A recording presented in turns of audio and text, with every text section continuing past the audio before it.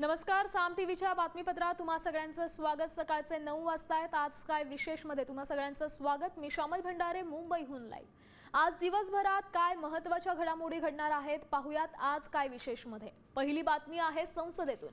केंद्रीय गृहमंत्री अमित शहा विद्यार्थ्यांवरील कारवाईबाबत उत्तर देण्यास तयार असल्याचं किरेन रिजिजू यांनी सांगितलंय। त्यामुळे अमित शहा आज सभागृहात उत्तर देणार का याकडेच लक्ष लागलंय। दुसरी बातमी आहे अभिजित दिपकेंनी केलेल्या मोठ्या घोषणेची।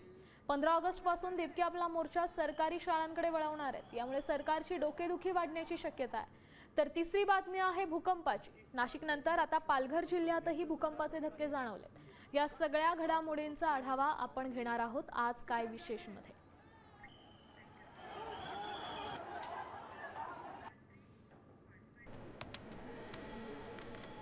मी खात्रीशीर न्यूजसाठी फक्त साम टीव्ही बघते, कारण तिथल्या बातम्या रिलेट करतात।